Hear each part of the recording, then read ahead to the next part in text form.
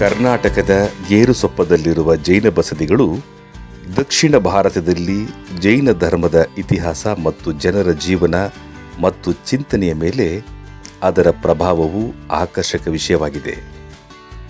ಪ್ರಾಚೀನ ದಕ್ಷಿಣ ಭಾರತದ ಇತಿಹಾಸದ ಯಾವುದೇ ವಿಷಯವು ಜೈನರ ಮೂಲ ಮತ್ತು ಬೆಳವಣಿಗೆಯಷ್ಟು ಚಿಂತನಶೀಲವಾಗಿಲ್ಲ. ಅವರು ಹಿಂದೆ ದಕ್ಷಿಣ ಭಾರತದ ರಾಜಕೀಯ, ಧಾರ್ಮಿಕ ಮತ್ತು ಸಾಹಿತ್ಯಿಕ ಸ್ಥಾಪನೆಗಳ ಮೇಲೆ ತೀವ್ರವಾಗಿ ಪ್ರಭಾವ ಬೀರಿದ್ದರು. ಗೇರುಸೊಪ್ಪವು ಕರ್ನಾಟಕದ ಉತ್ತರ ಕನ್ನಡ ಜಿಲ್ಲೆಯ ಹೊನ್ನಾವರ ತಾಲೂಕಿನಲ್ಲಿರುವ ಒಂದು ಸಣ್ಣ ಪಟ್ಟಣ. ಈ ಗ್ರಾಮವನ್ನು ನಾಗರ ಬಸ್ತಿಕೇರಿ ಎಂದು ಕರೆಯುತ್ತಾರೆ. ಇದು ಹೊನ್ನಾವರದಿಂದ 35 ಕಿಲೋಮೀಟರ್ ಮತ್ತು ಜೋಗ್ ಜಲಪಾತದಿಂದ 30 ಕಿಲೋಮೀಟರ್ ದೂರದಲ್ಲಿದೆ. ಇದು ಶರಾವತಿ ನದಿಯ ದಡದಲ್ಲಿದೆ. ಹಿಂದೆ ಹೈವೇ ಎಂದು ಕರೆಯಲ್ಪಡುತ್ತಿದ್ದ ಗೇರುಸೊಪ್ಪವನ್ನು ನಂತರ ನಾಗರ ಬಸ್ತಿಕೇರಿ ಮತ್ತು ನಂತರ ನೈರೆ ಎಂದು ಹೆಸರಿಸಲಾಯಿತು. ಇದನ್ನು ಇತಿಹಾಸದಲ್ಲಿ ಕ್ಷೇಮಪುರ, ಕ್ಷೇಮವೇನಪುರ, ಬಲ್ಲಟಕಿಪುರ ಎಂದು ಕರೆಯಲಾಗುತ್ತಿತ್ತು. ಇದರ ವಿಶಾಲವಾದ ಅನ್ವೇಷಿಸಿದ ಪರಂಪರೆ ಮತ್ತು ಅವಶೇಷಗಳು 100 ಶಾಸನಗಳು, ದೇವಾಲಯಗಳ ಗುಂಪುಗಳು ಮತ್ತು ರಚನೆಗಳಿಂದಾಗಿ ಗೇರುಸೊಪ್ಪವನ್ನು ಕೆಲವೊಮ್ಮೆ ಜೈನರ ಹರಪ್ಪ ಎಂದು ಕರೆಯಲಾಗುತ್ತದೆ. ಸುಮಾರು 700 ಎಕರೆಗಳಷ್ಟು ವಿಶಾಲವಾದ ಪ್ರದೇಶದಲ್ಲಿ ಹರಡಿರುವ ಗೇರುಸೊಪ್ಪದಲ್ಲಿ 108 ಜೈನ ದೇವಾಲಯಗಳು ಅಸ್ತಿತ್ವದಲ್ಲಿದ್ದವು ಎಂದು ಐತಿಹಾಸಿಕ ಉಲ್ಲೇಖಗಳು ಹೇಳುತ್ತವೆ. ಆದಾಗ್ಯೂ ಗೇರುಸೊಪ್ಪವು ಈಗ ಕೇವಲ 5 ಜೈನ ದೇವಾಲಯಗಳನ್ನು ಕಾಣಲು ಅದರ ಅವಶೇಷಗಳಲ್ಲಿದೆ. ಚತುರ್ಮುಖ ಬಸದಿ, ಪಾರ್ಶ್ವನಾಥ ಬಸದಿ, ವರದಮಾನ್, ಮಹಾವೀರ ಬಸದಿ, ನೇಮಿನಾಥ ಬಸದಿ, ಪಾರ್ಶ್ವನಾಥ ಜಿನಲೆ, ಜ್ವಾಲಾಮಾಲಿನಿ ದೇವಿ. ಈಗಲೂ ಇರುವ ಚತುರ್ಮುಖ ಬಸದಿಯು ಪ್ರಾಚೀನ ಕಾಲದ ಕಲೆ ಮತ್ತು ವಾಸ್ತುಶಿಲ್ಪಕ್ಕೆ ಸಾಕ್ಷಿಯಾಗಿರುವ ಅತ್ಯುತ್ತಮ ದೇವಾಲಯಗಳಲ್ಲಿ ಒಂದಾಗಿದೆ. ಇತಿಹಾಸ 14ನೇ ಶತಮಾನದಿಂದ ಪಟ್ಟಣವು ಐತಿಹಾಸಿಕ ಬರಹಗಳು ಮತ್ತು ಪ್ರವಾಸ ಕಥನಗಳಲ್ಲಿ ತನ್ನ ಉಲ್ಲೇಖಗಳನ್ನು ಕಂಡುಕೊಳ್ಳಲು ಪ್ರಾರಂಭಿಸಿತು. ಗೇರುಸೊಪ್ಪಾದ ಆರಂಭಿಕ ಉಲ್ಲೇಖಗಳಲ್ಲಿ ಒಂದು ಲಿಸ್ಬನ್ನ ಪೋರ್ಚುಗೀಸ್ ಔಷಧಿಕಾರ ಟೋಮ್ ಪೈರ್ಸ್ ಅವರ ಬರಹಗಳಲ್ಲಿ ಕಂಡುಬರುತ್ತದೆ.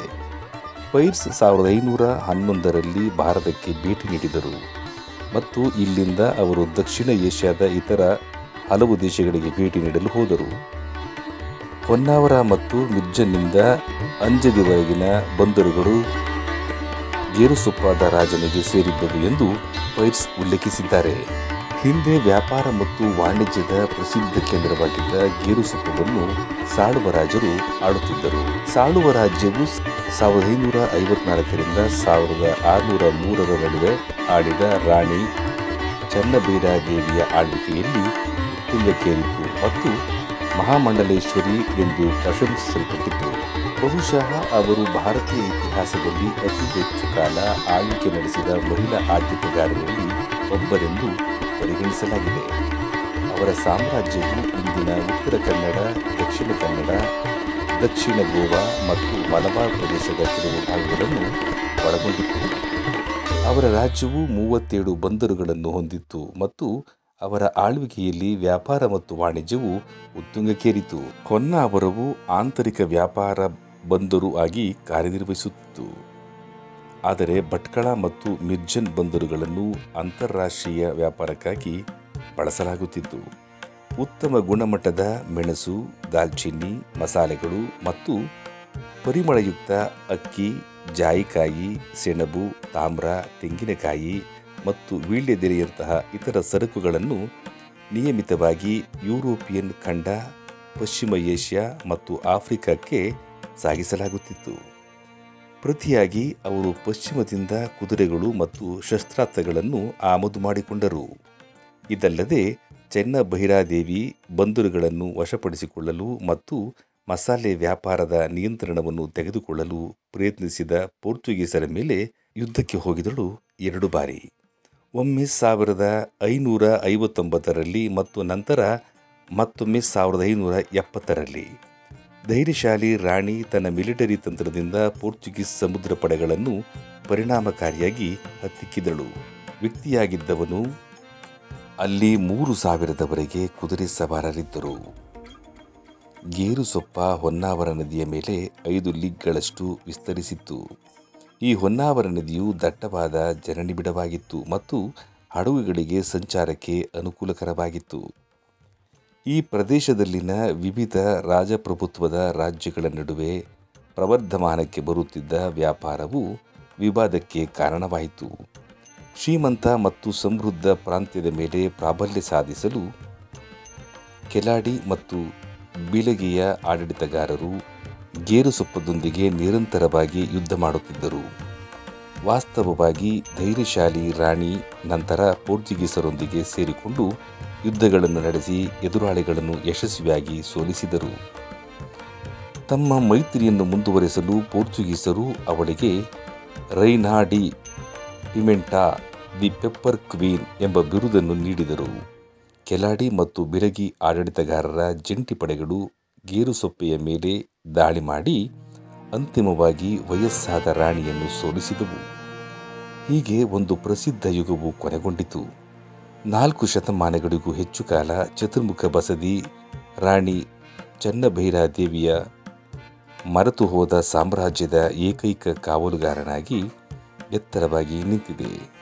ರಾಣಿ ಜೈನ ಧರ್ಮವನ್ನು ಪೋಷಿಸಿದರು ಮತ್ತು ಜೈನ ತೀರ್ಥಂಕರರ ದೇವಾಲಯಗಳನ್ನು ನಿರ್ಮಿಸಲು ಬೆಂಬಲ ನೀಡಿದರು ಮತ್ತು ಅವುಗಳಲ್ಲಿ ಪ್ರಮುಖವಾದದ್ದು ಚತುರ್ಮುಖ ಬಸದಿ.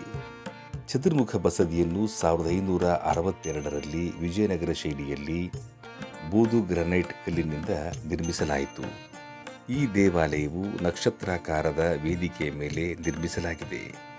ಇದು ಬಂಡೆಗಳಿಂದ ಕೆತ್ತಿದ ದೊಡ್ಡ ಲಂಬವಾದ ಮೆಟ್ಟಿಲುಗಳನ್ನು ಹೊಂದಿದೆ. ಇದು ಭವ್ಯವಾದ ದೇವಾಲಯಕ್ಕೆ ಕಾರಣವಾಗುತ್ತದೆ. ಚತುರ್ಮುಖ ಬಸದಿ 4 ಬದಿಗಳಲ್ಲಿ ತೆರೆದಿರುವುದರಿಂದ ಅದರ ಯೋಜನೆಯಲ್ಲಿ ವಿಶಿಷ್ಟವಾಗಿದೆ. ಗರ್ಭಗೃಹಕ್ಕೆ ಕಾರಣವಾಗುವ 4 ದಿಕ್ಕುಗಳಲ್ಲಿ ಪ್ರತಿಯೊಂದು 4 ಒಂದೇ ರೀತಿಯ ಪ್ರವೇಶ ದ್ವಾರಗಳನ್ನು ಹೊಂದಿದೆ. ಇದನ್ನು ಶಿಲ್ಪಶಾಸ್ತ್ರ ಪಠ್ಯಗಳಲ್ಲಿ ಸರ್ವತೋಭದ್ರ ಎಂದು ಕರೆಯಲಾಗುತ್ತದೆ.